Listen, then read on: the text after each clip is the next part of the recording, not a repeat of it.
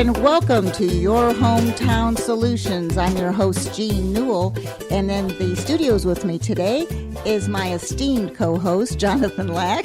Hi there, Jonathan. How are you? Hi, Jean. Thanks to be back.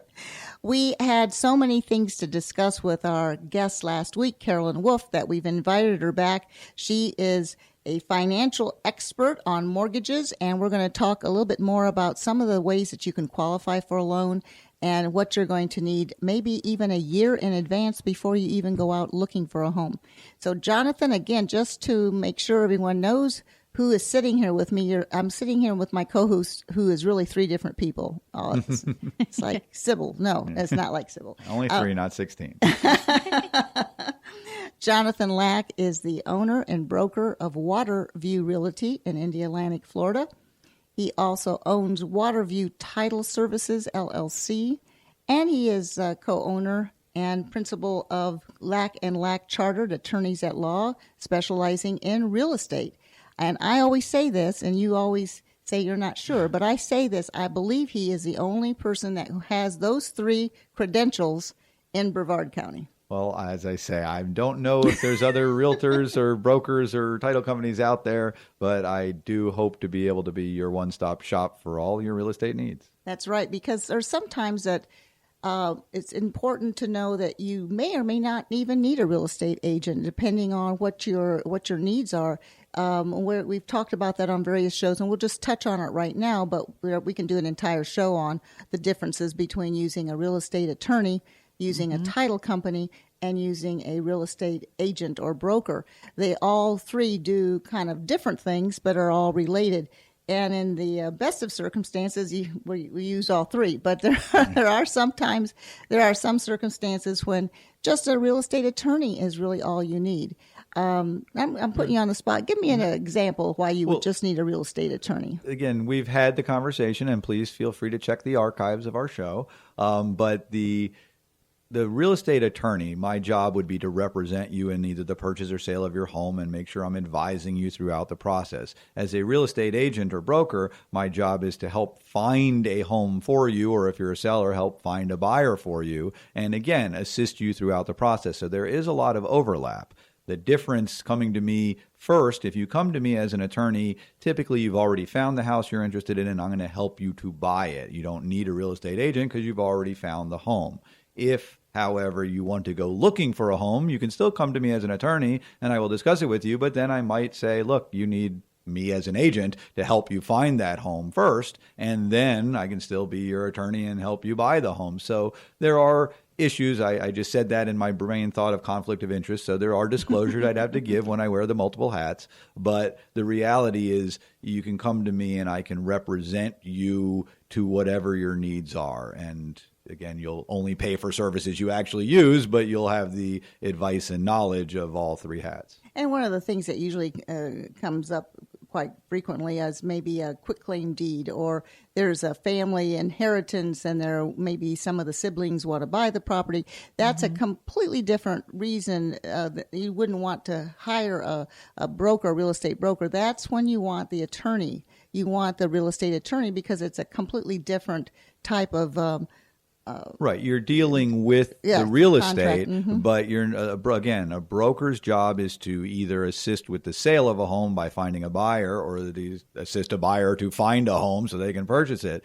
When you're dealing with those circumstances, say grandma died and we need to sell her condo or something like that, you may ultimately need the broker to assist the sale of grandma's condo, but there are some legal issues to be attended to first or concurrently. And so, again, coming to Lack & Lack Chartered, which can be reached at area code 321-953-5115, or on the web at lacklaw.com, we can advise you through the probate process if that's appropriate. Sometimes probate won't be necessary. Again, we look at each circumstance and we'll properly advise you. And the good news with the one-stop shop is be able to provide you whichever services you ultimately need. Exactly. So basically one call does it all. I think I've heard that somewhere else, but anyway, it sounds appropriate for right now.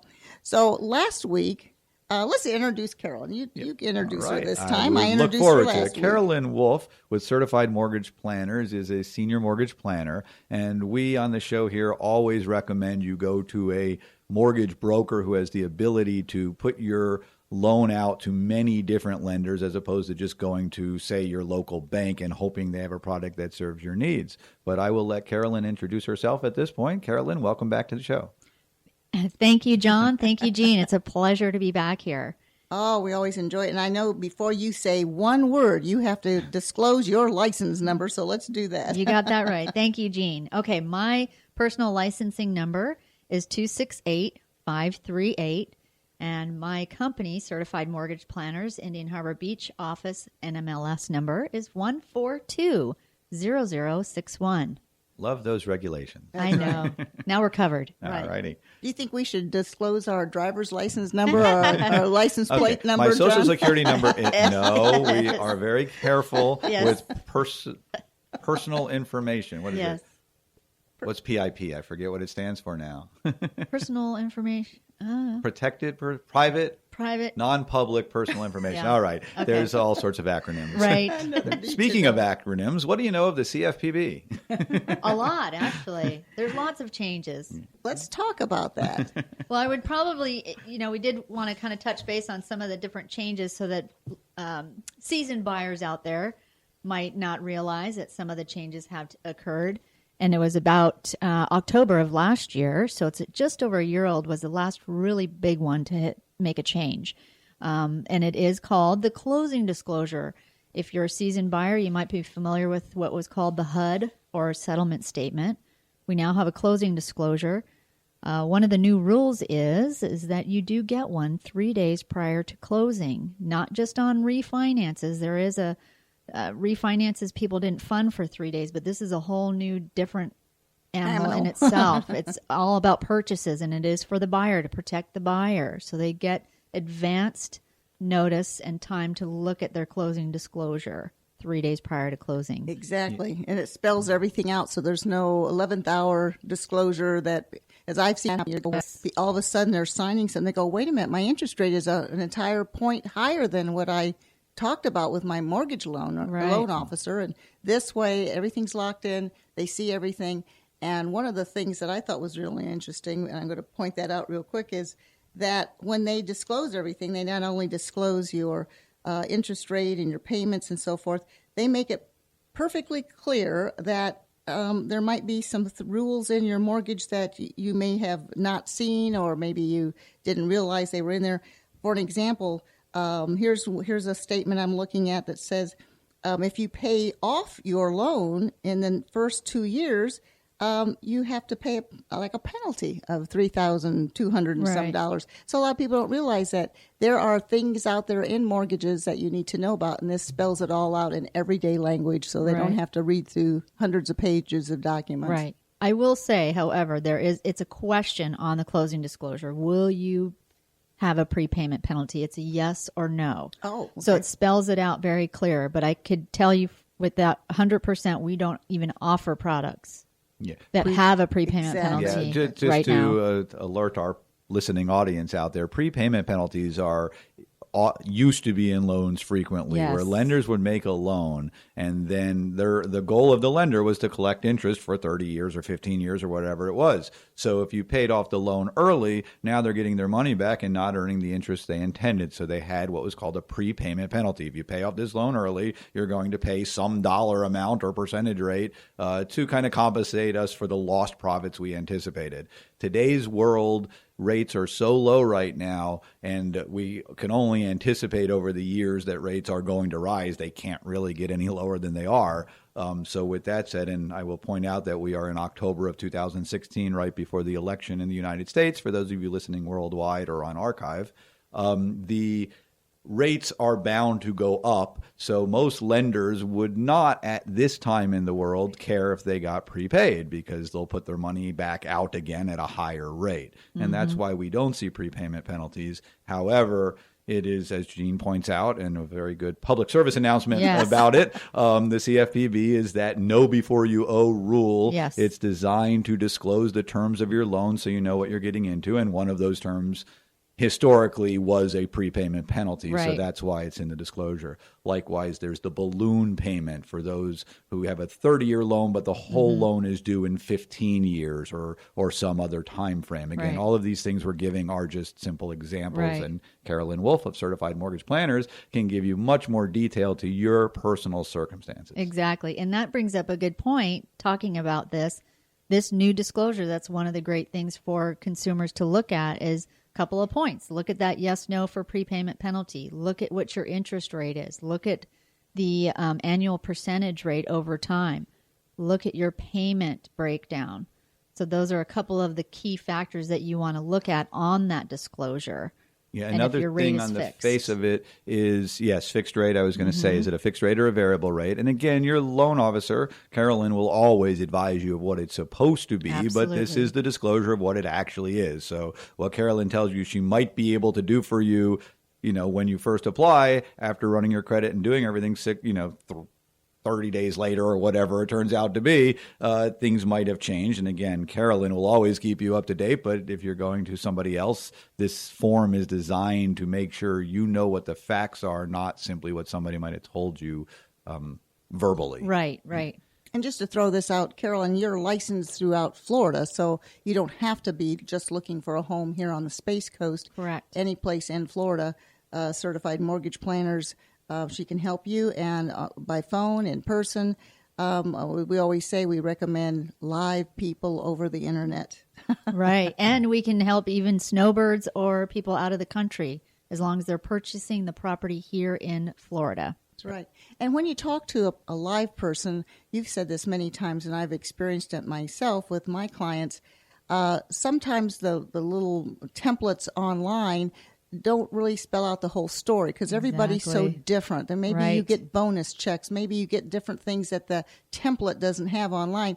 But you're going to be able to pull that information out of people. And all of a sudden they're going to realize that they have additional income that they wouldn't have even mentioned because they didn't consider it income. Right. Absolutely. There's a lot of different nuances and everybody's a little bit different, whether they have additional expenses and or like you said, extra income that we can use. A good example is they don't think their spouse, we could use their income because it's temporary income or something of that nature so that they're able to now qualify for more of a home. All right, maybe mother-in-law is living in the house or something like Right. that, but you can use her Social Security or Exactly. pension income, things of that nature. And we can give them tips along the way on little do's and don'ts because a lot of times, again, people get that instant pre-qualification letter and they think now they can make changes or start shopping. And so it's always good to have a one-on-one conversation with somebody.